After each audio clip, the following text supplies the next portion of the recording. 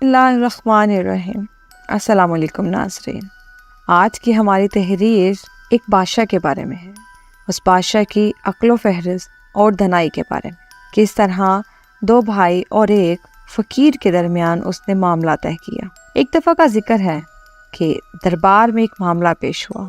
ایک طرف ایک فقیر کھڑا تھا جو کہتا تھا کہ بادشاہ کے سامنے جو 100 دیناروں کی تھیلی ہے وہ اس فقیر کی ہے جو اس نے بھیک مانگ مانگ کر جمع کی ہے، جبکہ دوسری جانب 2 ایران سے آئے ہوئے بھائی تھے جن کا کہنا تھا یہ 100 دینار انہوں نے اپنی دن رات کی سخت محنت اور ایمانداری سے گوشت بیچ کر جمع کیے ہیں۔ اس شہر کا بادشاہ بہت دانا اور عقل مند تھا۔ اس نے فیصلہ سنانے سے پہلے دونوں فریقین سے معاملے کی مکمل حقیقت دریافت کی تاکہ مدعے کی جڑ تک پہنچ جا سکے۔ بادشاہ سے فقیر نے کہا کہ میں بھلا آنکھوں کا اندھا کیسے 2 جوان بھلے انسانوں کو دھوکہ دے سکتا ہوں؟ یہ تو مجھے لوٹنے چلے تھے، میرے دیناروں کو اپنی ملکیت کہہ رہے تھے۔ خدارا مجھے ان کے شر سے بچائیے۔ یہ سن کر ان دونوں بھائی بس ایک ہی کہا، نہیں حضور نہیں، یہ فقیر جھوٹا ہے، اپنی معذوری کا ناجائز فائدہ اٹھا رہا ہے۔ ہم دونوں بھائی بھی اسی طرح اس کے دھوکے میں پھنس گئے۔ یہ دینار ہمارے ہیں جو کہ ہم اپنے ساتھ اپنے شہر لے جا رہے تھے۔ پھر اس نے اپنی مکمل داستان سنانا شروع کی۔ کہنے لگا، جناب ہم دونوں بھائی شہر ایران میں رہتے ہیں، ہم دونوں میں بڑا پیار اور اتفاق ہے، ہم ہر کام اکٹھے مل کر کرتے ہیں، لیکن ہمارے حالات بددستور خراب ہوتے جا رہے تھے۔ ہمارے کپڑے کا اچھا خاصا کاروبار تھا جو دیکھتے ہی دیکھتے ختم ہوتا جا رہا تھا اور اس کو بالکل ہی ختم کرنے کی نوبت آ گئی۔ اب ہم دونوں بھائی اپنا گزر بسر کرنے کے لیے اینٹیں پتھر توڑنے پر مجبور ہو گئے۔ بس جو کچھ کما لیتے تھے اس سے ہمارے دن کا گزارا مشکل سے ہو جاتا۔ جیسے تیسے کر کے ہم صبر سے گزارا کر رہے تھے، لیکن ایک وقت ایسا آیا کہ ہمارے اہل خانہ کے صبر کا پیمانہ لبریز ہو گیا۔ ایک روز ہمارے ہاں کسی رشتہ دار کی آمد ہوئی جس نے ہمیں مشورہ دیا کہ بھائی اگر شہر میں روزگار نہیں چل رہا تو کسی اور شہر جا کر تلاش کر کے دیکھ لو، ہو سکتا ہے پیروں تلے کی زمین بدلنے سے تمہاری بھی قسمت بدل جائے۔ اس کی یہ بات ہمیں بالکل بھاری لگی۔ ہماری ملکیت میں کچھ نہ تھا، جو چند ایک آدھ زمینیں تھیں ان کو فروخت کر کر ہم مشرق کی جانب اپنے ساتھ اپنے اہل خانہ کو لے کر نکلے۔ ہم نے عرب جانے کا فیصلہ کر لیا، جس شہر میں آپ آئے۔ ہم نے سن رکھا تھا کہ یہاں نیک دل بادشاہ حکومت کرتا ہے اور یہ کہ اس کی سرپرستی میں مملکت کا نظام بہت بہترین طریقے سے چل رہا ہے۔ ہم دونوں بھائیوں نے شہر میں مل جل کر کسابتہ کام کرنا شروع کر دیا اور گوشت فروخت کرنے لگے۔ اللہ پاک نے ہمارے کاروبار میں خوب برکت ڈالی اور چند ہی دنوں میں ہمارے حالات بدل گئے۔ ہم دونوں نے بہت محنت کی اور اپنے دن رات کی محنت کو جمع کرنا شروع کر دیا۔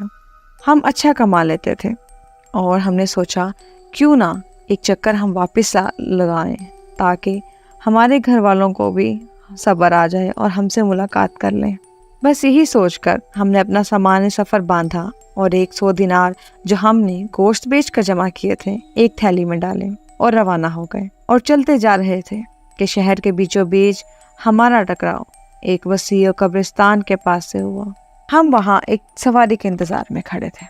یہ فقیر بڑی عجیب و غریب صدا لگا رہا تھا، کہتا تھا کہ کوئی غریب کی مدد کرنے والا ہے، کوئی اس اندھے فقیر کے ہاتھ پر ایک سکہ دے دے۔ میں اپنے ہاتھ میں بس ایک سکہ رکھ کر دیکھنا چاہتا ہوں۔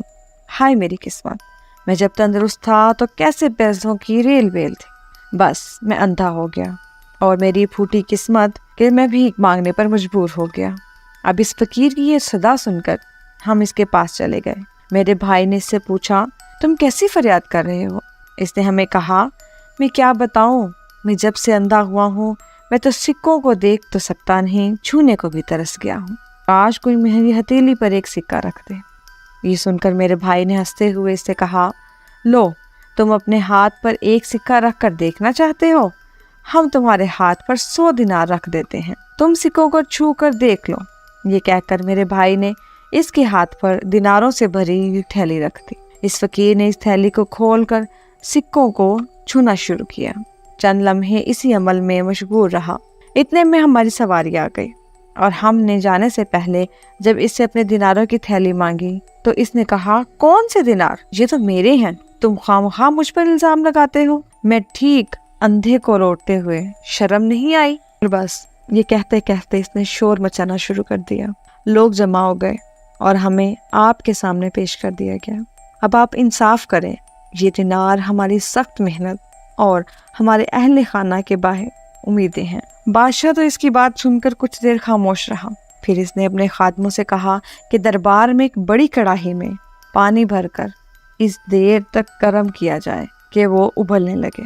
چنانچہ بادشاہ کے حکم کے مطابق ایسا ہی کیا گیا۔ بادشاہ کے سامنے دربار میں سبھی حاضرین کی موجودگی میں ایک بڑی کڑاہی میں پانی بھر کر اسے پکانا شروع کر دیا، حتیٰ کہ پانی کھولنے لگا۔ دربار میں موجود سبھی منتظر تھے کہ نہ جانے بادشاہ کیا کرنے والے ہیں۔ تبھی بادشاہ اٹھا اور دیناروں سے بھری ہوئی تھیلی کھولتے ہی پانی میں ڈال دی۔ بادشاہ کافی دیر تک پانی کے قریب کھڑا رہا اور کچھ سوچتا رہا، پھر اس نے فیصلہ سنا دیا، یہ 100 دینار ان دونوں بھائیوں کے ہیں، ان کے حوالے کر دیے جائیں۔ اور فقیر چونکہ دھوکہ دینے کی کوشش کر رہا تھا، لہٰذا اسے قید میں ڈال دیا جائے، اور ساتھ ہی ساتھ دونوں بھائیوں کو ہدایت کی جائے کہ آئندہ اپنے مال کو یوں انجانے میں کسی کو نہ سونپے جس کو وہ پہلے سے نہ جانتے ہوں۔ فیصلہ سن کر سبھی حاضرین حیران ہو گئے۔ وہ دونوں بھائی بہت خوش ہوئے اور ان کے دینار ان کے حوالے کر دیے گئے، جبکہ فقیر کو قید کر لیا گیا۔ سبھی درباری حیران تھے کہ آخر بادشاہ اس نتیجے پر کیسے پہنچے۔ ایک وزیر نے بادشاہ سے اس فیصلے کی حقیقت کے بارے میں سوال کیا۔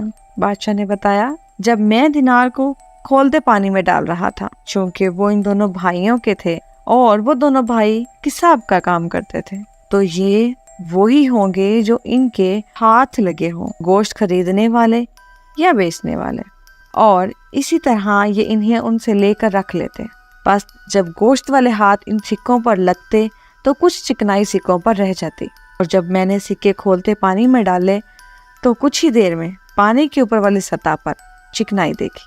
اب وہ گرم ہونے سے نکل کر اوپر آ گئی تھی۔ اسی طرح مجھے پتا چلا کہ یہ سکے ان دونوں بھائیوں کے ہیں جو انہوں نے گوشت بیچ کر جمع کیے تھے۔ اس سے نہ صرف وہ سکے اس کے اصل حقدار کو مل گئے، بلکہ بادشاہ کی دانائی اور عقل مندی کی بھی ایک اور مثال قائم ہو گئی۔ امید کرتی ہوں آج کی ویڈیو آپ کو پسند آئی ہوگی۔ اگر ہماری ویڈیو پسند آئی ہو تو اس کو لائک کرنا مت بھولیے گا۔ اسی طرح کی مزید ویڈیوز دیکھنے کے لیے ہمارے چینل کو لائک، شیئر اور سبسکرائب کیجیے۔ ملتے ہیں آپ سے نیکسٹ ویڈیو میں۔ اللہ حافظ۔